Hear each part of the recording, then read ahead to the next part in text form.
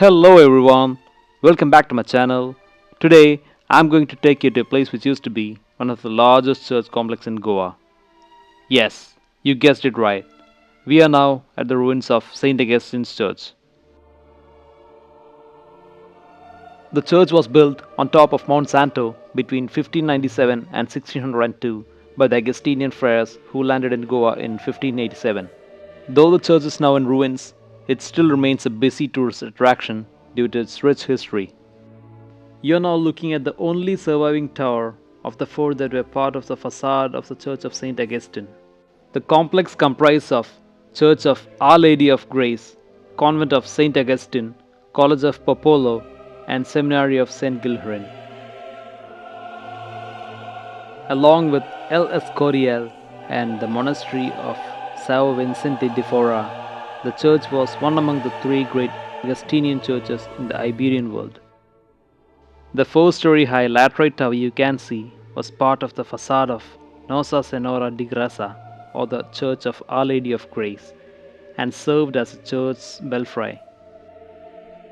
The church complex of Our Lady of Grace had 8 chapels, 4 altars, and a convent within it. Upon entering the church, one stood a high altar with beautifully carved retabule supported by pillars decorated with handcrafted decorative tiles. The convent was built on 3 levels and had 2 cloisters, spacious refectories, guest houses, dining hall, infirmaries, and dormitories with many galleries, pillars, and corridors. It was said that the vault of the church had collapsed twice during its construction, and upon third successful attempt, the architect of the church stationed his only son within the church complex and ordered to fire a cannon at the structure to show his confidence in his design.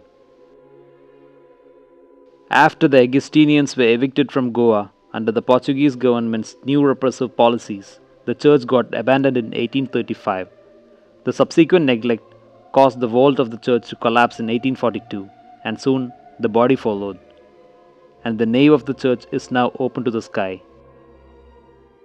In 1871, the church bell was relocated to Fort Agoda and then to Our Lady of Immaculate Conception Church in Panjim, where it remains to date. In 1931, the facade of the church and half the tower collapsed, and by 1938, most of the other parts had also collapsed. Currently, only half the tower remains. The ruins are now one of the most visited tourist destinations in Goa. In the year 1986, the church was recognized by the UNESCO as a World Heritage Site.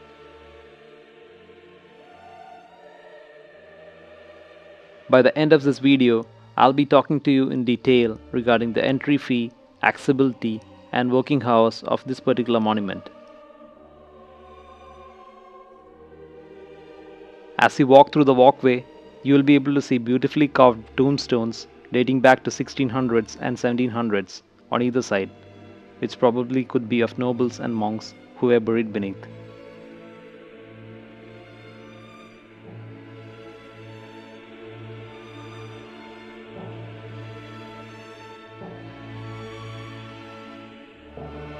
It's also the archaeological site where the holy remains of Martyr Queen Saint Katevan of Georgia were recovered. I'm sure you might now be wondering what a Georgian queen have to do here in Goa. Well, the answer to it will take you back to early 1600s. Queen Katevan was born to Prince Ascertan in 1560. She was married to David I, who was the son of Alexander II, who had ruled Kakheti Kingdom of eastern Georgia. In 1601, Prince David seized the rule over Kakheti Kingdom after sidelining his brother George and forced abdication of his father King Alexander. And in 1602, David died and Alexander resumed the throne. In 1604, his younger son Constantine, who was in Persia since childhood and converted to Islam, was appointed the commander of Shah Abbas' Safavid army. The Safavids then urged Alexander's support to win over the Ottomans. Alexander's reluctance made Constantine furious. His army marched towards Kakheti, raided the kingdom, killing his father and siblings. He then became the self-proclaimed ruler of Kakheti. A rebellion was led against Constantine by Queen Katevan and a group of nobles, and Constantine was killed. Katevan's underage son, Timurus I, was then declared the new king. After the uprisings, there were negotiations between Katevan and Shah Abbas of Safavid. She surrendered herself as a honorary hostage in an attempt to prevent further raids on her kingdom from the Safavids. However, Shah Abbas, in an act of revenge, ordered the queen to denounce Christianity. Both bribes as well as torture was used to relinquish her Christian faith. She withstood all attempts, and on refusal of her conversion to Islam, she was tortured to death by red hot pincers in 1624.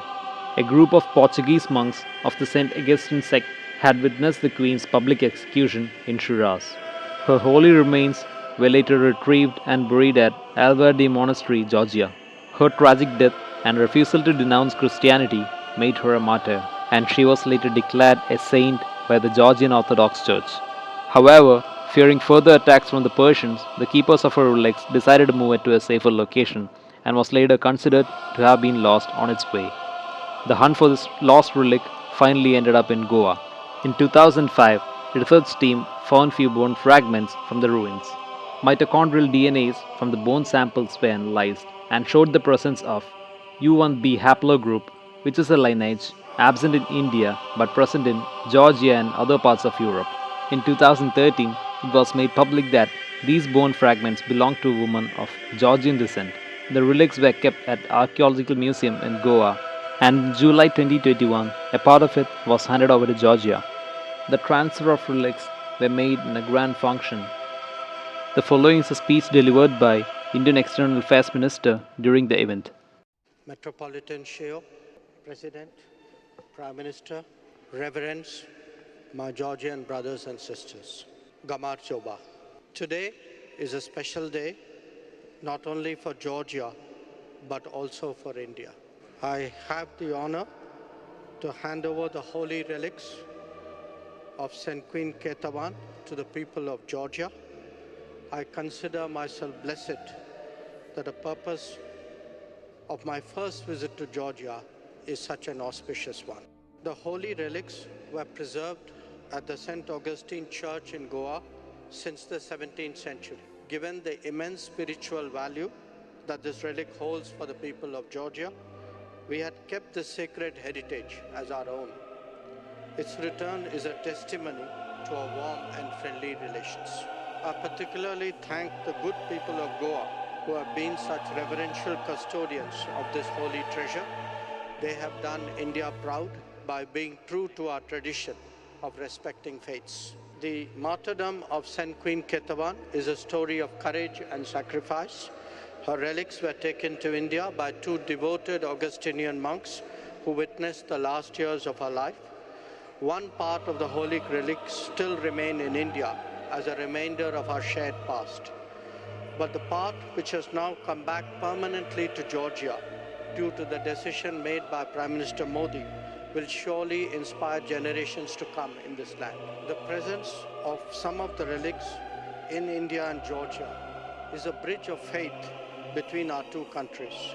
I hope that in the coming years, the people of both our nations will traverse that bridge in spirituality as much as friendship. I once again thank the Metropolitan Sheo for allowing me to join this sacred occasion. This monument is open for visitors from 9 am to 5 pm, and entry to the monument is totally free of cost. The church complex is around 10 kilometers from Panjim. If you like this video, please do subscribe, share and comment your suggestions.